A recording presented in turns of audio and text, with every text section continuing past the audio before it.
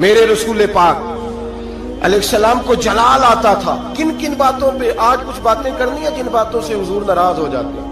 ایک تو کافر مشرک کی بات ہے کہ میں نے حدیث سے تفسیر عرض کی کہ نافرمان پر اگرچہ وہ محبوب ہے حضور کے غلام ہے اور نافرمانی کرتے تو اللہ کے نبی ناراض ہو جاتے ہیں.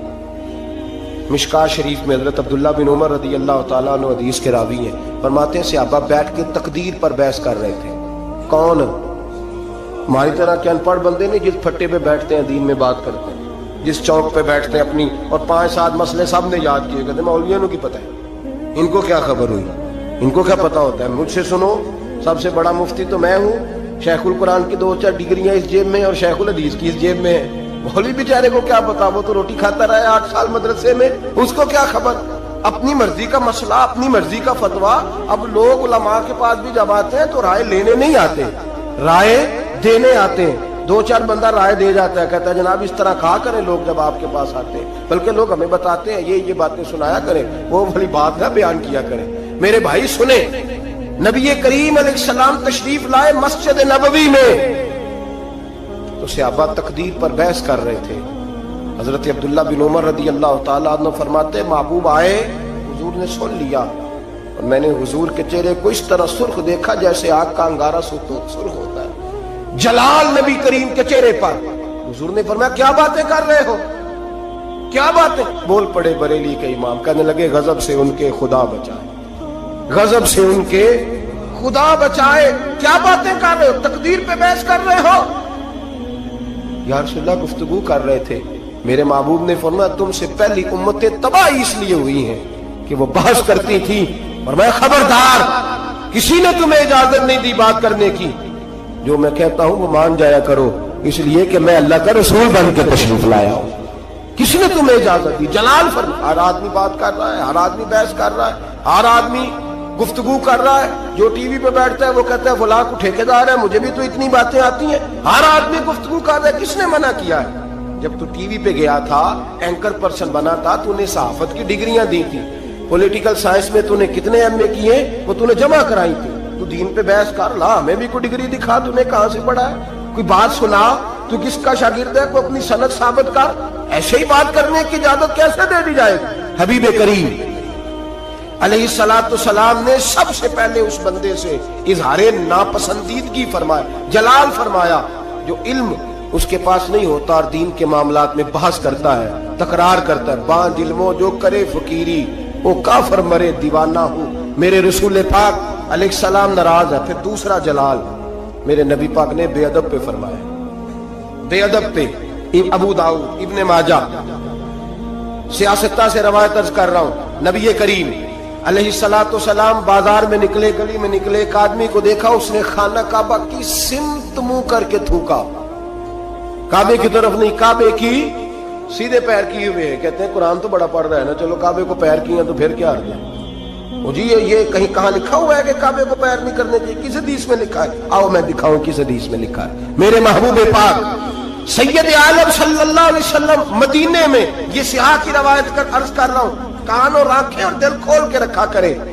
یوں چلے آؤ نا برچھی تان کر, اپنا بیگانہ ذرا پہچان کر, اور اگر دنیا میں رہنا ہے تو کچھ پہچان پیدا کر.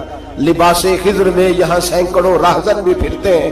میرے حبیب کریم علیہ السلام نے دیکھا, اس نے کعبے کی طرف نہیں, کعبے کی سمت کی طرف, کیونکہ کعبہ تو مکے میں ہے نا اور بات مدینے کی ہو رہی ہے, منہ کر کے تھوک دیا.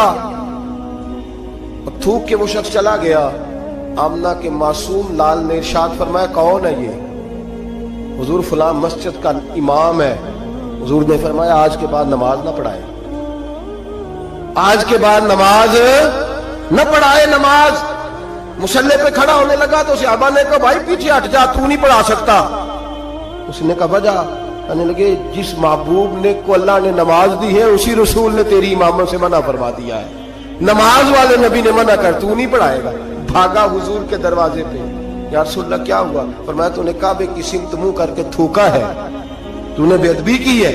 یا رسول اللہ مجھے میرا خیال نہیں رہا. فرمایا جو ادب کا خیال نہ رکھے وہ امامت کے قابل نہیں ہوتا.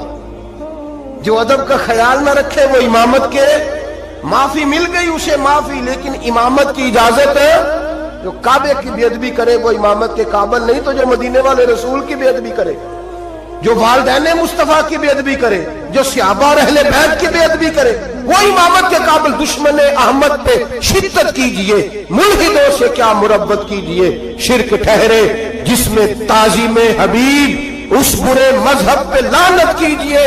اور اعلیٰ حضرت فرماتے ہیں ہمارا تو عقیدہ ہے جو نہ بھولا ہم غریبوں کو رضا، جو نہ بھولا ہم غریبوں کو رضا، ذکر اس کا اپنی عادت کیجئے۔ بے ادب کے معاملے میں نبی پاک نے ناراضگی کا اظہار، بات بے ادبہ مقصود نہیں اصل تے نہ درگاہ ٹوئی، باج ادب دے محمد بخشا توڑ نہیں چڑھیا کوئی، باج ادب دے محمد بخشا توڑ نہیں چڑھیا۔ ایک روایت اور عرض کر دو ترمذی سے، حضور جنازہ پڑھانے گئے، پہلے چلے گئے، لوگ کہتے ہیں پتہ ہوتا تو جاتے کیوں، میں کہتا ہوں اگر جاتے نہ تو مسئلہ کیسے بتاتے۔ حضور پہنچ گئے، جنازہ گاہ تک پہنچے، قبرستان میں ترمذی ہے، میت کے چہرے سے بھئی جو مر گیا ختم ہی ہو گیا، اس کے ساتھ کاہے کی ضد، اس کے ساتھ کیا جھگڑا، ماری گیا ہے، ترمذی ہے، سیاہ عرض کر رہا ہوں، چہرے سے کپڑا ہٹایا، فرمایا میں نہیں جنازہ پڑھاتا۔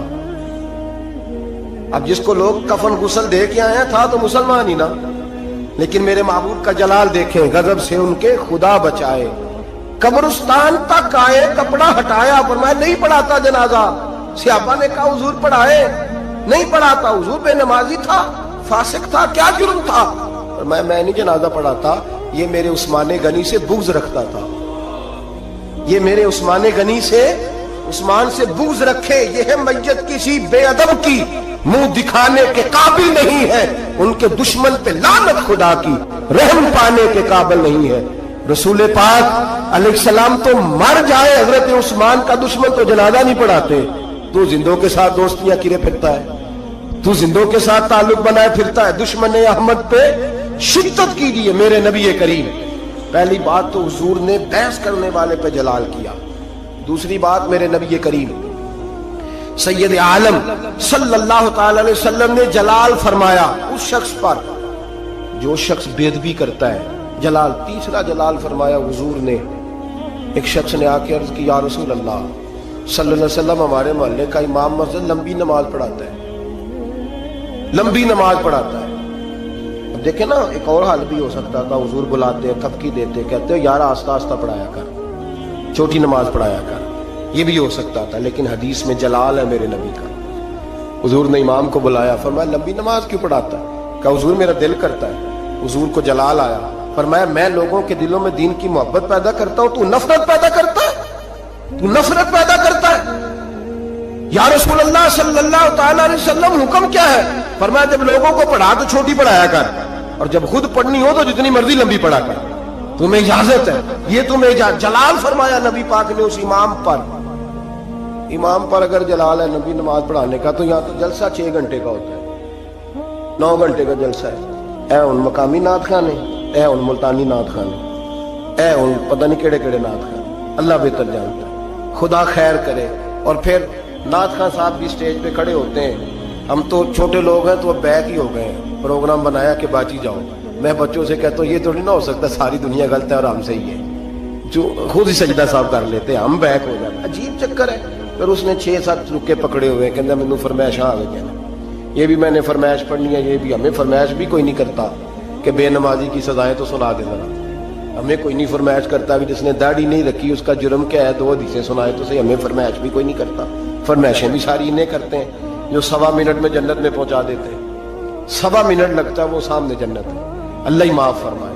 بھئی اگر نماز لمبی کرنے سے اللہ کے رسول ناراض ہیں، جنہوں نے جلسہ اتنا لمبا کر دیا حد ہی ہو گئی ہے، حد ہو گئی، اور سب عاشق کے رسول بیٹھے ہیں اور فجر گول مول ہو گئی ہے، اللہ جانے کدھر گئی۔ میرے رسول کریم صلی اللہ علیہ وسلم نے لمبی نماز پڑھانے والے امام، لمبی نماز پڑھانے والے امام پر اور اتنا سخت جلال فرمایا، اتنا سخت۔ اور ایک اور جگہ پہ حضور نے فرمایا لعنتی ہے وہ امام،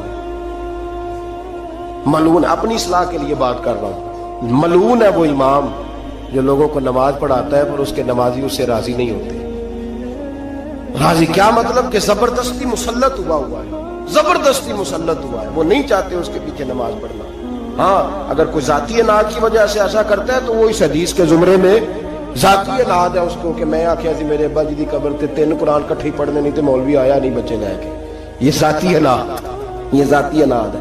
اس مسئلے میں نہیں کوئی شرعی قباحت ہو ایسی یا بد اخلاقی ہو یا کوئی ایسا میرے نبی کریم علیہ الصلوۃ والسلام نے اس شخص پر ناراضگی کا 21 نمبر پر اس امام پر ناراضگی کا اظہار فرمایا جو لوگوں کو نماز پڑھائے اور لوگ اس کی امامت سے راضی نہ ہو، لمبی نمازیں پڑھائے. محبوب کریم سید عالم صلی اللہ علیہ وسلم ناراض ہے.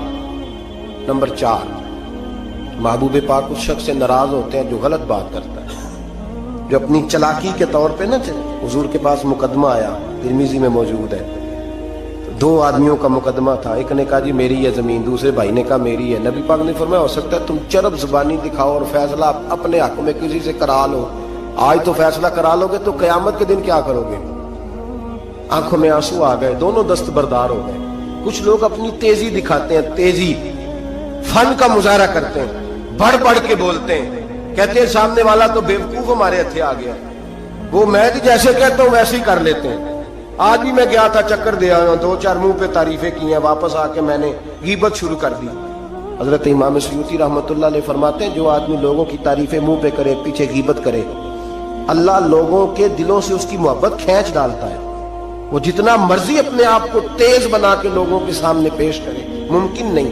ہم لوگ نا فٹافٹ بات کر دیتے ہیں، کہتے ہیں محفل میں ہی تھا اور تو میں نے کسی کو بولنے ہی نہیں دیا، طاقت ہی نہیں تھی. سنے میرے نبی کریم علیہ الصلوۃ والسلام کو کتنا جلال آتا ہے، حضور کتنے ناراض ہوتے ہیں ایسے لوگوں سے. حضرت زبیر بن عوام نبی کریم علیہ الصلوۃ والسلام کے پھوپھی زاد بھائی ہیں. حضرت صفیہ حضور کی پھوپھی ہیں، ان کے بیٹے ہیں، 10 مبشرہ صحابہ میں سے. حضرت عبداللہ بن زبیر کے والد ہیں. حضرت اسماء بنت ابی بکر صدیق جو غار ثور میں روٹی پہنچاتی تھی، حضرت عائشہ صدیقہ کی بڑی بہن، ان کے شوہر ہیں حضرت زبیر بن عوام. اور حضور نے فرمایا سب کا کوئی نہ کوئی تنہائی کا دوست ہوتا ہے. جب دل کرتا ہے کہ فلانا آئے تو میں اکیلے میں اس کے پاس بیٹھوں، فرمایا جب میرا کسی کے پاس اکیلے بیٹھنے کو دل کرے تو میں زبیر کو بلایا کرتا ہوں. اتنی محبت ہے نبی کریم علیہ السلام کو حضرت زبیر بن عوام کے ساتھ. ان کا ایک پڑوسی تھا، اس پڑوسی کے ساتھ ان کی بحث ہوگی. جوہر تھا جو حضرت زبیر بن، شارحین نے لکھا ہے حضرت زبیر بن عوام کے کھیت میں جوہر تھا، تالاب تھا پانی کا، اس تالاب سے لوگ پانی لگاتے تھے کھیتوں کو، تھا ان کی ملکیت. پہلے حضرت زبیر بن عوام کے کھیت تھے، اس سے آگے اس آدمی کے کھیت تھے. اب وہ آدمی کہنے لگا حضرت زبیر سے کہ پانی پہلے میں نے لگانا ہے. آپ نے فرمایا ایک تو پانی میرا ہے اور دوسرا پہلے کھیت بھی میرا ہے، جب میرے کھیت پانی پی لیں گے سیر ہو جائیں گے تو میں کھول دوں گا، تیری طرف آ جائے گا. اس نے بحث کی، جھگڑا کیا. ایک تو اس کا مقدمہ ناجائز ہے، پھر وہ جھگڑا لے کے آدر رسول پہ گئے. نبی کریم سید عالم صلی اللہ علیہ وسلم مروت فرماتے تھے، حضور خیال کرتے تھے. حضور کا طریقہ مبارکہ تھا جتنا کسی کا بھلا ہو سکے کسی سے اتنا کرا دیا کرتے تھے، جتنا کسی کرنے والے کو تکلیف نہ اتنا بھلا. ایسا ہوتا ہے مروت کا مظاہرہ کرے لوگ بگڑ جاتے ہیں. آپ کسی سے پیار کر کے تعاون کرتے ہیں، سامنے والا لالچ شروع کر دیتا ہے، وہ کہتا ہے کل بھی دینا ہے تو نے، اب تو نے پرسوں بھی دینا ہے، اب فلاں دن بھی دینا ہے، پیچھے پڑ جاتا ہے. مروت کا لوگ غالب نے کہا تھا محبت کو ظالموں نے عبادت دیا قرار. انہوں نے عجیب رنگ اختیار کر لیا ہے.